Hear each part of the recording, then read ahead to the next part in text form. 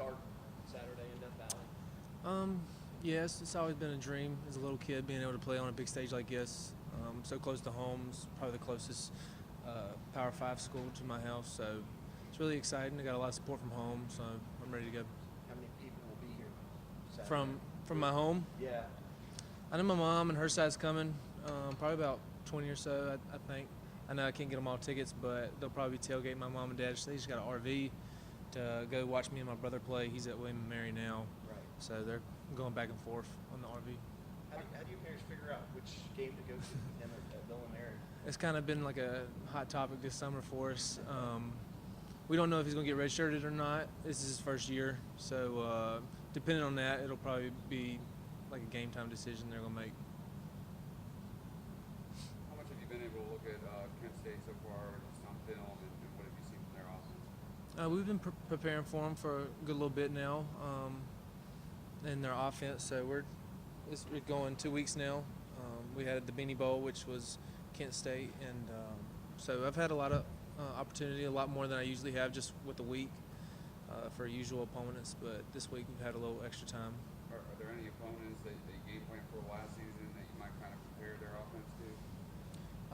They have a different type of offense. It's not like the style you see in college football now. It's a lot different. They've had a couple injuries at quarterback, so they've had to change their ways from what they're used to. So it's a little bit different.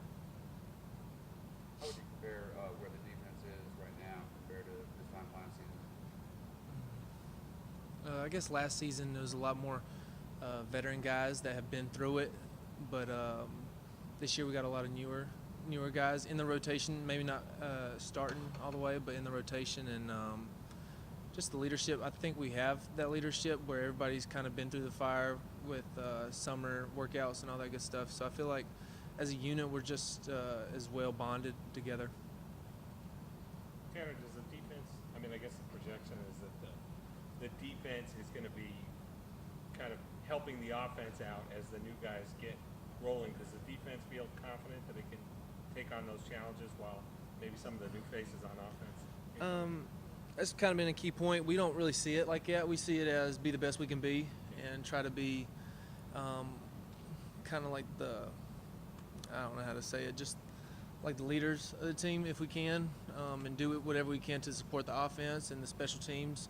A lot of the defensive guys got to do special teams as well, and that's one of our, like they call it, we fence. So we don't really see it as helping them out or being like their bailout, but we see it as just as a support system as they support us, keeping their offense off the field as well.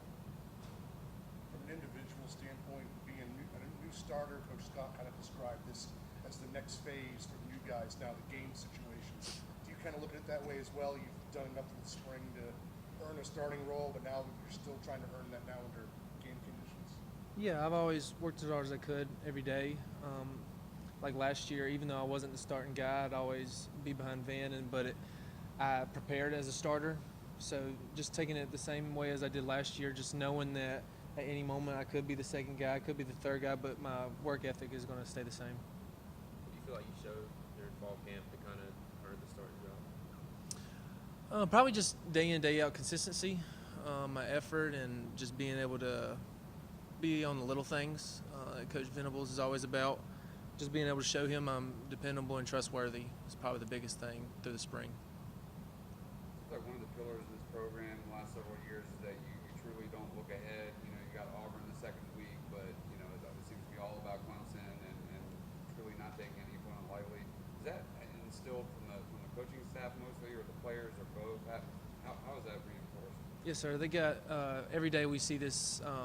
It's a picture. It's called windshield mentality.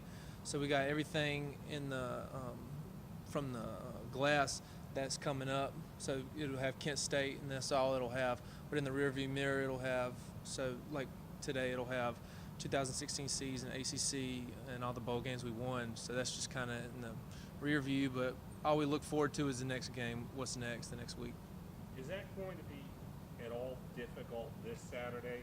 Because you're going to run down the hill as the national champion. The people are going to be there to see banners come down and put up, and a big celebration for you guys. Is it going to be hard to keep all that in perspective?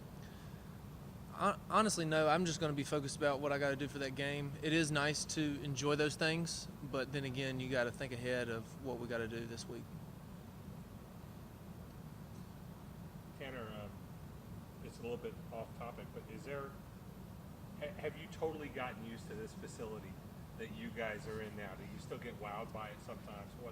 What's it like to just know that you're going there every day?